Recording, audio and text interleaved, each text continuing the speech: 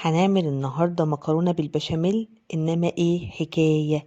اللي بيحب المكرونة بالبشاميل سايحة كده وجوسي، وتبقى الخلطة كده مش متماسكة مع بعضها، يعني ما تبقاش خلطة واحدة. اكيد الوصفة دي ان شاء الله هتعجبه. هقول لكم على كل اسرار المكرونة بالبشاميل وازاي تطلع بالشكل ده. بس قبل ما ابتدي الوصفة، لو اول مرة تتابعوني، انا اسمي بسنت الالفي. يا ريت تعملوا لايك وشير للفيديو عشان يوصل لاكبر عدد من المتابعين. واللي ما اشتركش لسه في القناة يدخل يعمل اشتراك في القناة حالا ومتابعة على الفيسبوك. ويلا بينا نبتدي الوصفة. هبتدي اول حاجة اجهز اللحمة المفرومة بتاعتي. هحط قطعة زبدة او سمنة او اي مادة دهنية او زيت لو حابين، ونحط عليها اللحمة المفرومة بتاعتنا ونشوحها الاول لغاية ما تاخد لون. وهنستمر في تقليب اللحمة كده لغاية ما تاخد الصدمة بتاعة السمنة، وبعدين نحط عليها رشة من الفلفل الاسود، ونحط عليها بصلاية مفرومة او تكون مبشورة. ونبتدي ان احنا نقلب كل اللحمة المفرومة مع البصل مع بعض، ونسيب اللحمة بتاعتنا كده تستوي على نار هادية، نغطيها تنزل ميتها تستوي على نار هادية، وبعدين نضيف لها الملح بتاعها ونسيب اللحمة بتاعتنا تستوي براحتها، وكده تكون اللحمة بتاعتنا استوت. ننزلها بقى في طبق ولا اي حاجة، ونركنها على جنب لغاية ما نجهز المكرونة بتاعتنا.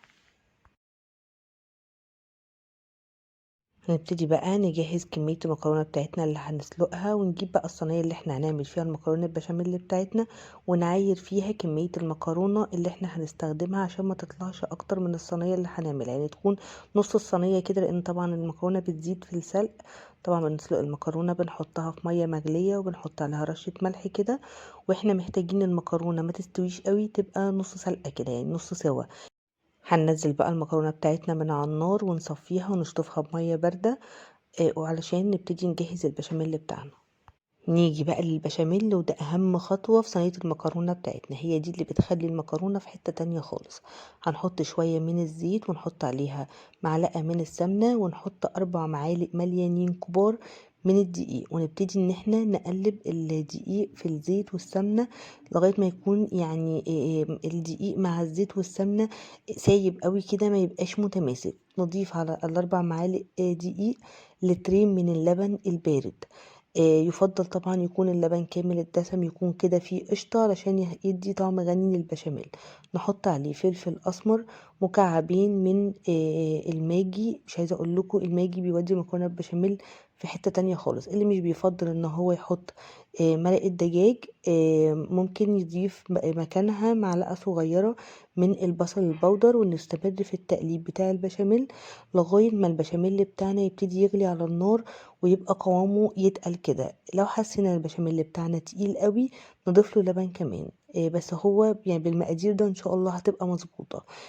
قوام البشاميل زي ما احنا شايفين هو مش متماسك قوي، يعني اهم حاجه لما يجي يغلي على النار يكون قوامه سايب كده زي المهلبيه يعني.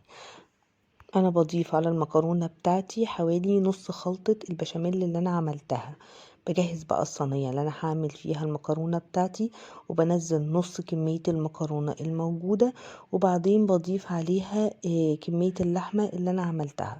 طبعا احنا ممكن نستبدل اللحمة المفرومة بفراخ متشوحة ببصل، بسجق، بأي حاجة تانية غير اللحمة المفرومة، بس طبعا هو المتعارف عليه في المكرونات البشاميل اللي هي اللحمة المفرومة.